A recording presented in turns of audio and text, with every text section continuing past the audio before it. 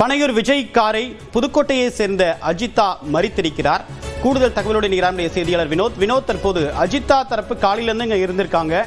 விஜய் பேச்சுவார்த்தைக்கு முன் வந்திருக்காரா? ஏன் காரை வழி மறிக்கிறாங்க?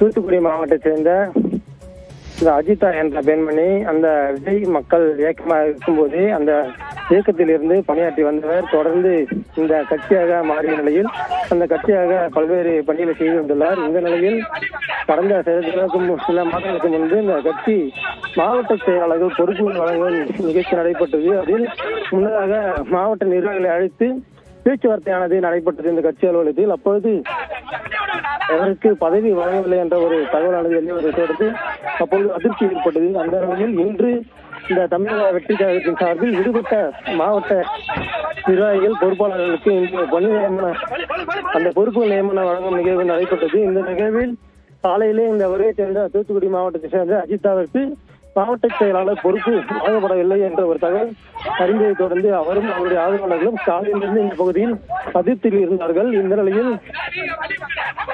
இப்பொழுது விஜய் அவரது நீலாங்கரை இல்லத்திலிருந்து கட்சி அலுவலகத்திற்கு வருகை தந்தார். அவர் காரை வழிமுறைத்து அவருடன் நியாயம் கேட்பதற்காக அஜிதா உள்ளிட்ட அவருடைய ஆதரவாளர்கள் இங்கு நீலாங்கரை கட்சி பனையூரில் உள்ள கட்சி அலுவலகத்தின் முன்னதாக நிறுத்தி வைக்கப்பட்டனர்.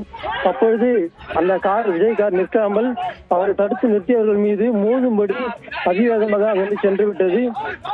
தற்போது இந்த கட்சி அலுவலகத்தின் உள்ளே விஜய் கார் சென்ற நிலையில் அந்த யாரும் உள்ளே அனுமதிக்காத அளவிற்கு அவருடைய பவுன்சர்கள் இந்த பகுதியில் முற்றுகையிட்டு அந்த இரும்பு தடுப்புகளை அமைத்து இந்த பகுதியில் ஒரு பரபரப்பு நிலை வருகின்றன. அந்த அஜிதா என்பவரை கட்சி அலுவலகம் உள்ளே அனுமதிக்காமல் தடுத்து நிறுத்தப்பட்டுள்ளார்.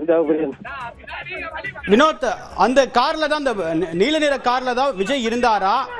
அவங்க பல மணி நேரமா காத்திருக்கக்கூடிய செய்தி வந்திருக்கு. ஆனா ஏன் விஜய் நிறுத்தாம போனார்? இரண்டாம் கட்ட தலைவர்கள் யாரும் அஜிதாவை கூப்பிட்டு பேசவில்லையா? அவங்க கோரிக்கை என்ன அப்படின்னு கேட்கவில்லையா? தேவபிரியன் காலையில் கட்சி அலுவலகம் வந்த இந்த அஜிதாவிற்கு அங்கு மாவட்ட செயலாளர் பதவி வழங்கவில்லை என்ற ஒரு தகவல் அறிந்ததும் அவரும் அவருடைய ஆதரவாளர்களும் அதிர்ச்சியில் கட்சியின் வெளியே கட்சி அலுவலகத்தின் வெளியே குவிந்ததால் ஒரு பரபரப்பு நிலவியது. அதைத் தொடர்ந்து தொண்டர் அணி ஒருங்கிணைப்பாளர் ஓய்வு பெற்ற காவல்துறை அதிகாரி சபிகுல்லா என்பவர் அவருடைய தனிப்பட்ட முறையில் சாலையில் நிறுத்த வைத்து பேச்சுவார்த்தையில் ஈடுபட்டார். அந்த அலுவலகத்திற்கு உள்ளே கூட அழைத்து அவருடைய பேச்சுவார்த்தையில் ஈடுபடவில்லை. அந்த சாலையிலே நிற்க வைத்து தனியாக பேச்சுவார்த்தையில் ஈடுபட்டார். அப்பொழுது அவர் அமைதியாக இருந்தார். தற்போது விஜய் இந்த பகுதிக்கு வருகை தருவார், அவரிடம் முறையிடலாம். ஏனென்றால் கட்சியில் ஆரம்பத்திலிருந்து உழைத்தவர், இந்த மக்கள் இயக்கமாக இருக்கும்போதே உழைத்தவர் என்பதால் தனக்கு நியாயம் கிடைக்கும் என்று அவர் காத்திருந்தார். தற்போது விஜய் காரில் இந்த பகுதிக்கு வருகை தந்ததும் அவர் காரின் முன்றே நடுவில் நின்றார். ஆனால் அவரை பார்த்ததும் காரை ஓட்டி வந்தவர்கள் காரை சிறிதும் அங்கு நிறுத்தாமல் அவர்களிடம் என்ன பிரச்சனை என்று கேட்காமல் அந்த காரை முன்னால் நின்றிருந்த சுமார் 10க்கும் மேற்பட்டவரை கீழே தள்ளும் வகையில் காரை அதிவேகமாக அங்கிருந்து எடுத்து கட்சி அலுவலகத்தின் உள்ளே சென்றனர். வினோத், அங்க இருந்தது தாவேகா நிர்வாகிகள் தானே? வேற பொதுமக்கள் யாராவது இருந்தாங்களா? கார் அவங்க இருந்த கட்சி துண்டை அணிந்திருக்கக்கூடிய நிர்வாகிகளை பார்த்தோம், கார் நிறுத்தாத காட்சியில பார்க்க முடியுது. ஒருவேளை ஜன்னல் அது இறக்கி பேச முற்பட்டாரா? அவங்க என்ன முயற்சி பண்ணாங்க? ஏதோ சார்ன்னு சொல்றதுதான் நம்மளால கேட்க முடியுது. என்ன சொன்னாங்க அவங்க அந்த இடத்துல? விஜயை பார்த்த உடனே என்ன சொன்னாங்க அவங்க?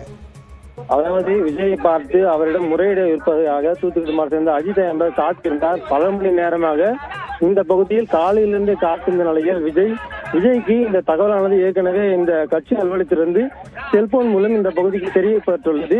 இந்த கட்சி நிர்வாகிகள் அஜிதாவுடைய ஆதரவாளர்கள் அவர்கள் விஜய் ஒரு காரை முற்றுகையிட உள்ள தகவலை அறிந்த விஜய் இந்த பகுதியில் காரை நிறுத்தாமல் இங்கிருந்து சென்று விட்டார். அந்த காரை நிறுத்தாமல் காரின் முன்னால் வழிமறித்த இவர்களை ஏற்றி கடந்து செல்லும் அளவிற்கு இந்த கார் அதிவேகமாக சென்றது. யாரிடம் கீழே விழுந்திருந்தால் அவர்கள் மீது கார் ஏறி சென்றிருக்கும். அந்த அளவிற்கு ஒரு பொறுமை இல்லாத அளவுக்கு வேகமாக தான் விஜய் சென்ற கார் சென்றது. இந்த 10க்கும் மேற்பட்ட அந்த பகுதியில் காரை வழிமறித்தும் அந்த காரை நிறுத்தாமல் அங்கிருந்து கார் சென்றது. அது மட்டும் இல்லாமல் ஒரு பெண்மணி அந்த அஜிதா என்பவர் அவர் காரின் நடுவே நின்றிருந்தார். அவர் பெண்மணி நின்றிருந்ததையும் பாராமல் அந்த கார் சற்றும் நின்று அவருடைய என்ன பிரச்சனை என்ன கோரிக்கை என்று கேட்காமல் அவரை தள்ளி விட்டு செல்லும் அளவிற்கு அதிவேகமாக அந்த பகுதியை கடந்து சென்றது. அங்க அவங்கள யூனிஃபார்ம் போட்ட பவுன்சர்ஸ் அங்கிருந்து தள்ளாத காட்சிகளை பார்க்க முடியுது. அவங்க எப்ப வந்தாங்க? முன்கூட்டியே காத்திருந்தாங்களா விஜய் வருவாரு வழி ஏற்படுத்தணும் அப்படின்றதுக்காக, இல்ல சொந்த கட்சியுடைய நிர்வாகிகளை இந்த அளவுக்கு ஆக்ரோஷமா தள்ள வேண்டிய சூழ்நிலை எப்படி ஏற்பட்டுச்சு வினோத்?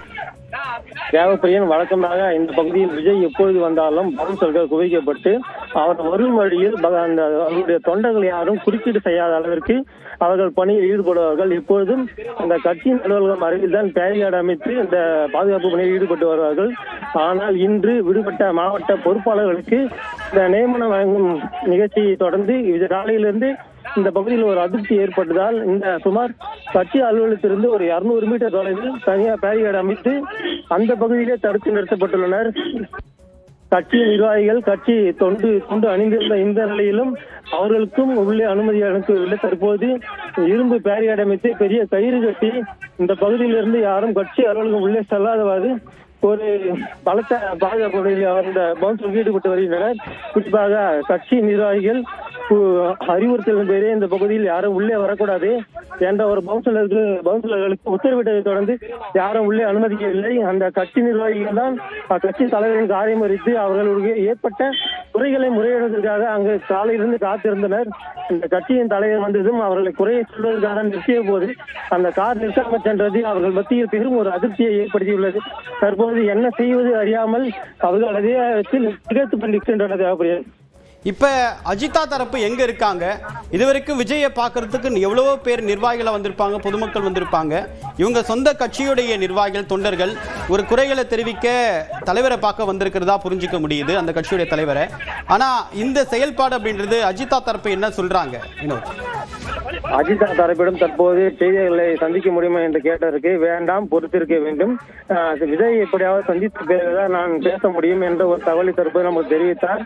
அவர்கள் எந்த இடத்தில் விஜய் கடந்து மறித்த போது விஜய் கார் அங்கிருந்து தகவல் சென்றதோ அதே இடத்தில் இந்த பவுன்சர்கள் தடுத்து நிறுத்தப்பட்டு அவர்கள் வெளியிலே வெட்ட வெயிலில் நிற்கின்றனர். இந்த பகுதியில் அவருடைய ஆதரவாளர், பெண் ஆதரவாளர்கள் உள்ளிட்ட சுமார் 100க்கும் மேற்பட்ட இந்த கட்சியின் ஆதரவாளர்கள் அவருக்கு ஆதரவாக நிற்கின்றனர்.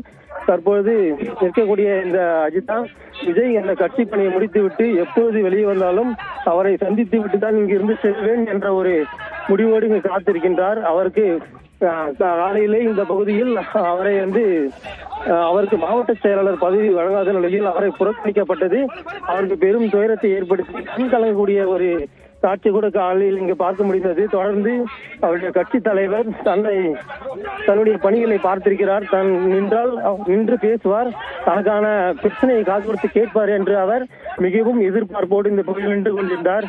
ஆனால் அக்கட்சியின் தலைவர் அவரை சிறிதும் பொருட்படுத்தாமல் அவரை தள்ளிவிடும் வகையில் அந்த காரை அங்கிருந்து நகர்த்தி சென்றது பெரும் ஒரு அதிர்ச்சியையும் ஏற்படுத்தியது. தேவப்பிரியன், வினோத், இப்ப தாவேகா நிர்வாகிகள் எவ்வளவோ பேர் பனையூர் தலைமை அலுவலகத்துக்கு வருவாங்க.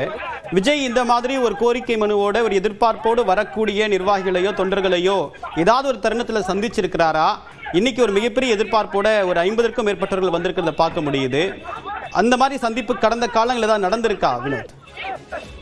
அரசியல் கட்சி வரலாற்றில் அரசியல் தலைவர்களிடம், அதாவது கீழ் இருக்கக்கூடிய தொண்டர்களாகட்டும் முக்கிய பொறுப்பில் வகித்து வந்தவர்கள் தங்களுக்கு ஏதேனும் பிரச்சனை ஏற்பட்டால் முக்கிய மாவட்ட நிர்வாகிகளிடம் கூறினாலும் அவர்களுக்கு எந்த ஒரு பயனில்லை என்ற ஒரு முடிவில் கடைசியில் அந்த கட்சியின் பொதுச் செயலாளரையோ தலைவரையோ சந்தித்து நேரில் சந்தித்து முறையிடுவார்கள். ஆனால் இந்த பகுதியில் இதுவரை விஜயை சந்திக்க வந்தவர்கள் யாரும் விஜயை நேரில் சந்தித்ததில்லை. யார் வந்தாலும் இந்த பகுதியில் உள்ளே அனுமதிக்க மாட்டார்கள். விஜய் அவர்களை இதுவரை சந்தித்த வரலாறு இல்லைதான் என்று சொல்ல வேண்டும். இந்த பகுதியில் எந்த ஒரு பிரச்சனைக்காக அவர்கள் தீர்வு வேண்டும் என்று கட்சி நிர்வாகிகள் தமிழகத்தின் எந்த மூலையில் இருந்து இங்கு வந்தாலும் அவர்களுக்கு எந்த ஒரு பயணம் கிடைத்ததில்லை என்றே சொல்லலாம். தேவப்பிரியன்.